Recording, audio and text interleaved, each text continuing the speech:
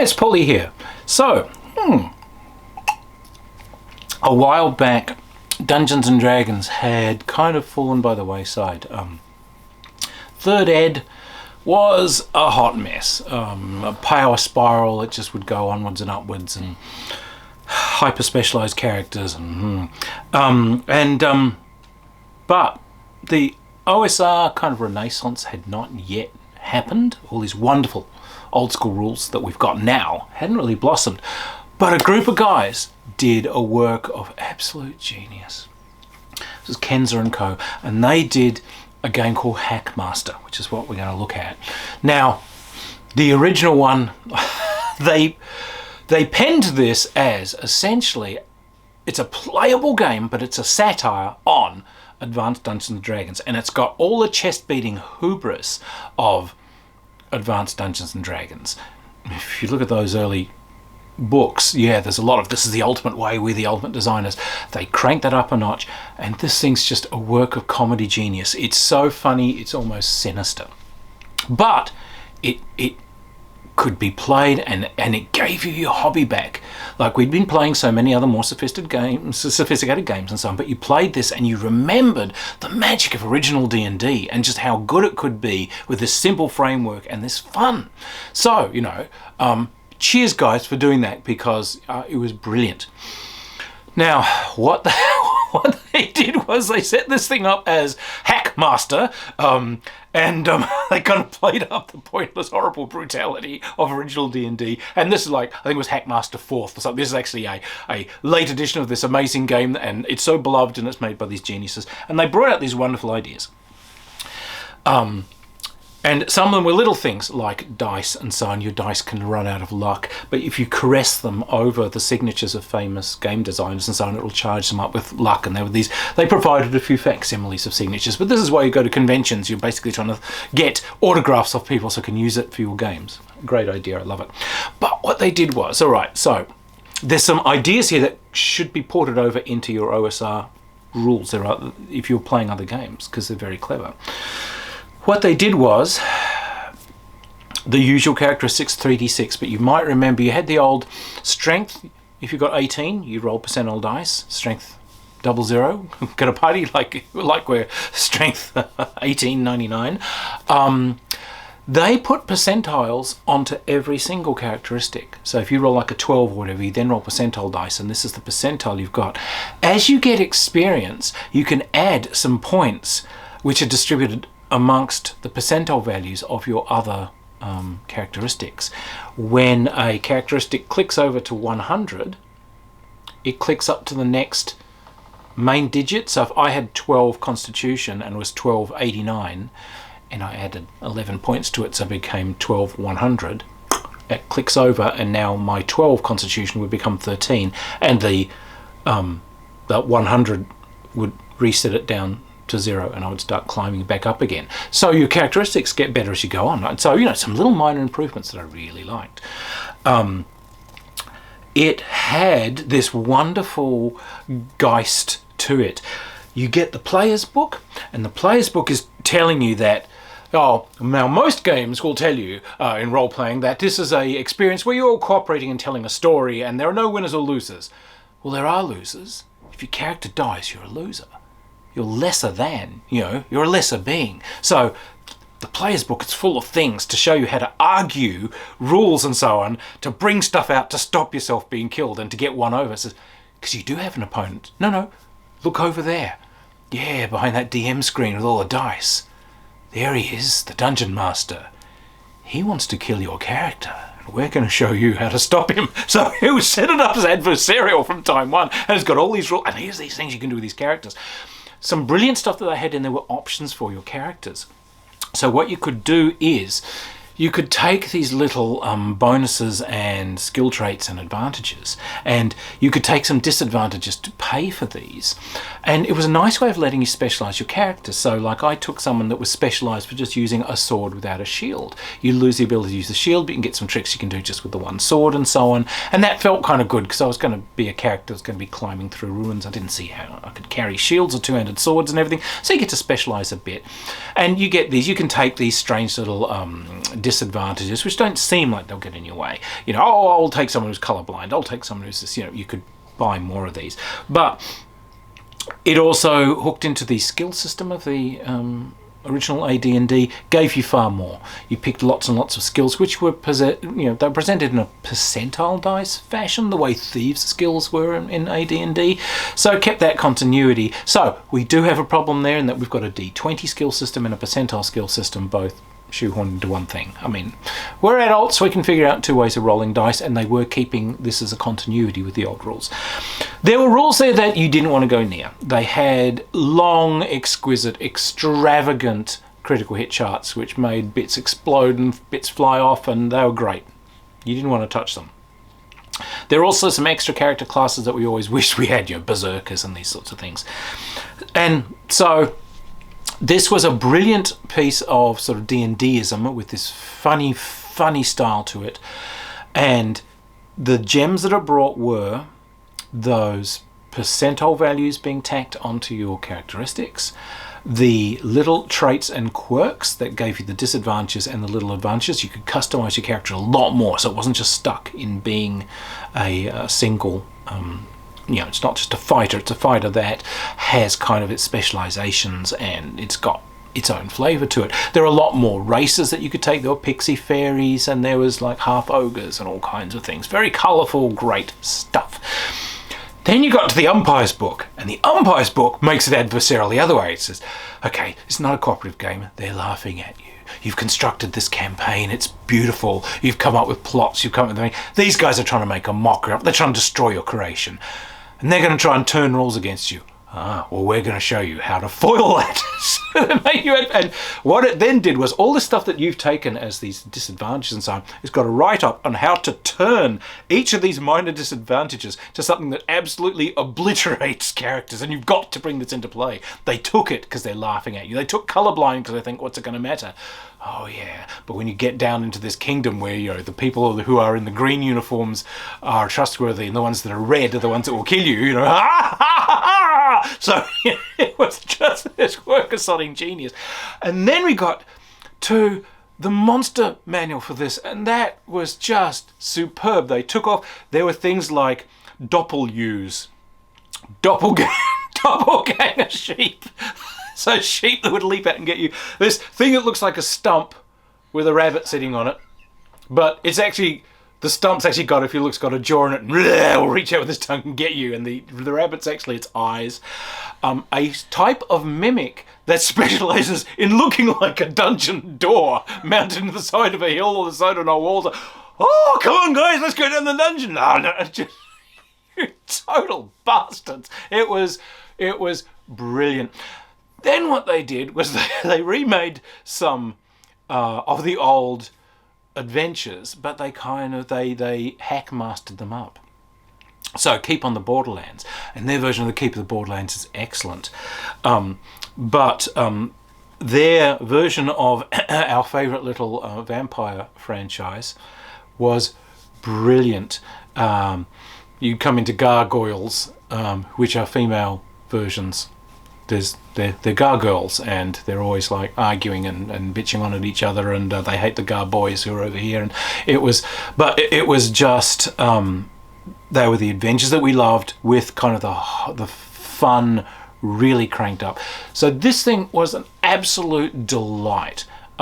Really joyous, full of ridiculous artifacts, stupid things. It felt like you got your hobby back, and it had that. It was just designed to be fun and laughing the whole way through. Okay. For some reason, once the whole OGL license and all this sort of stuff came out, these guys dropped their whole thing like a hot rock, and I'm still not entirely sure why, because it was a piece of parody. Something went on there, and yes, I know there's been discussions on this all over the place.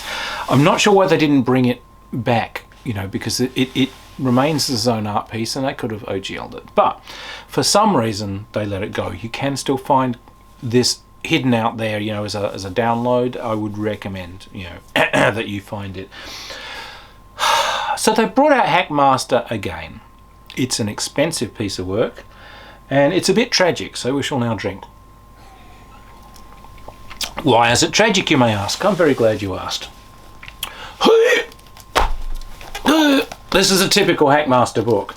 Look at it. It's magnificent. It's like it's shiny edged. It's sort of snakeskin bound. It's gloss pages all the way through it. Dense, immense, huge piece of production work. This masses and masses of text, and herein lies the problem.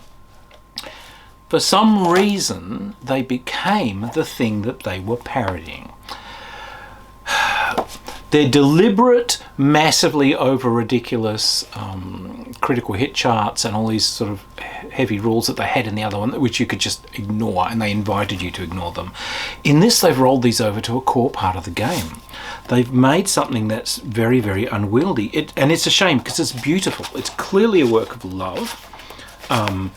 These guys obviously, you know, adore D&D and have tried to make like a massively improved version of it, but it's just so text heavy and it is so dense.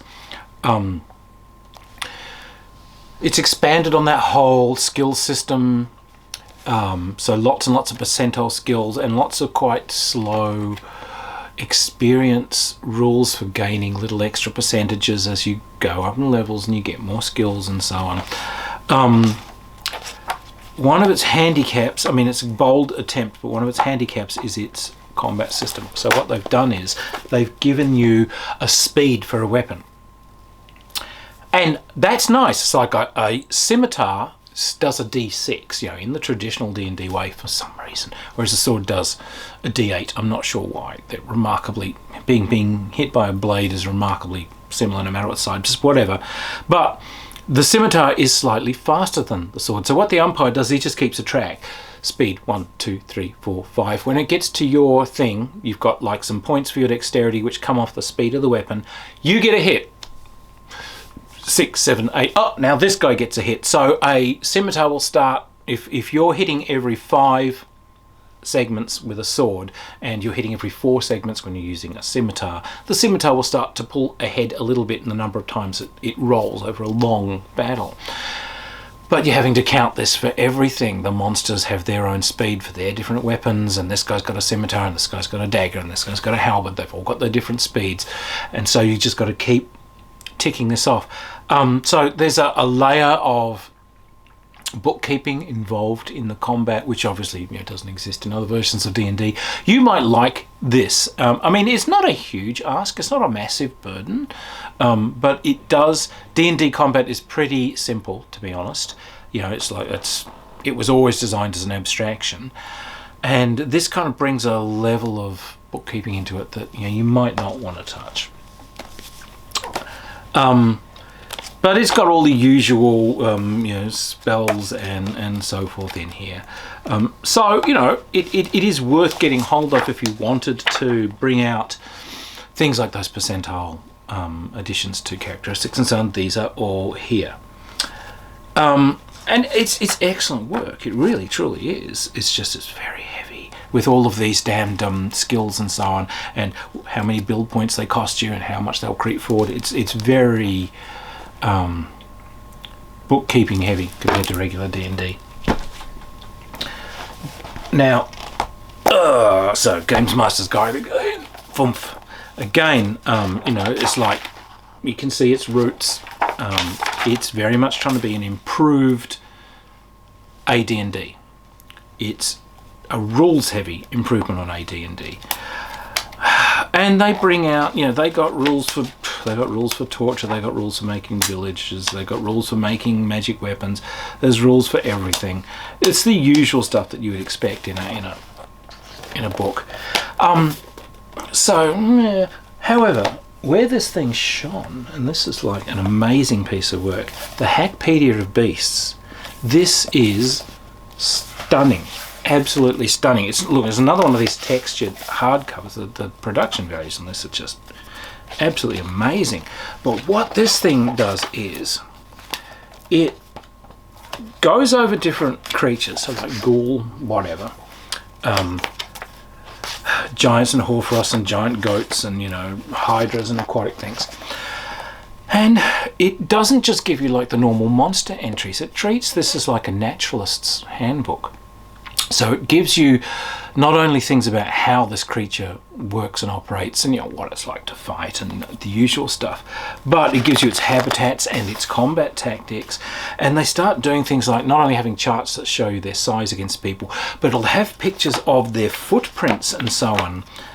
If you are tracking on their game world, it gives you like little it gives you distribution charts for where this species is found, exactly like you would like if you're checking up a creature on, you know, I don't know, Wikipedia or whatever. Yeah, it's got its front and back footprints and so on for rangers and so on when they're tracking, and how difficult this thing is to track, what sort of things will make it different. Many different so, you know, your owl bears and so on, they've got like greater horned ones and spotted ones and what the chicks are worth. And so, you know, we've got sort of wolves, we've got things like their yield, what this animal is worth if you capture it, if you resell it, you know, are the young worth something, are there spells that require these, the spell components, what would people pay for, you know, pelts, for teeth, for owlbear feathers, for like siren scales, all these sorts of things. So it's actually way more of a treatment of creatures than you would get from like your normal D&D book. So like this is a brilliant piece of work. Again, it's immensely heavy. The characteristics of the creatures sort of expressed sort of up in the corners here, where they've got their initiative and speed for that system where you continue to see when it hits, and it's got its hit points and its armor and so on. So look, Hackmaster, the original sort of old Hackmaster book, you can still find the adventures and so on up there. The rules, they've become hard to find. There's a guide to pixie fairies, which is a brilliant piece of work. But if you can find those original rules, they are a gem. They are absolutely, the prose and the way they are written is just gut-rippingly funny. Oh my God, I cried when I was reading those things. They were so funny. And for that alone, it should be preserved, damn it. But go out and try and find that. The new Hackmaster, look, my very honest opinion, this is a brave attempt on a work of love. I think it's too heavy and it's too dense. Look, someone out there is playing it and enjoying it, I'm sure. For my tastes, it's just too impenetrable. It really is. This is a monster of a thing.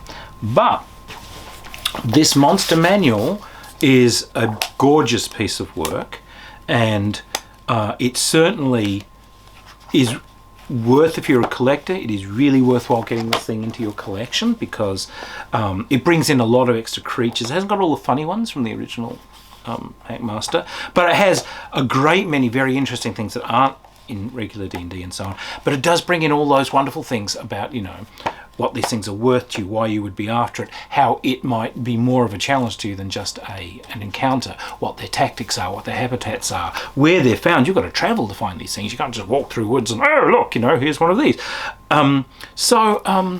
Yeah, a beautiful piece of work. Well worthwhile in like your D&D library. So look, Hackmaster, as I said, if you can find that original, get hold of it. You know, let no stone be unturned until you find it. It was gorgeous. New one is out there, and find this, and I think you'll be getting the best out of the game if you find their Hackmaster Hackopedia of Beasts. Look, I really wish them well with it. They have taken the core system and they've done other games. They've done a Wild West game and so on. Best of luck to them. Yeah, too heavy to really get into. I think it's it's D&D with chartered accountancy added on, and I'm not sure anyone asked for that. Anyway, good playing everyone, and have fun. Cheers.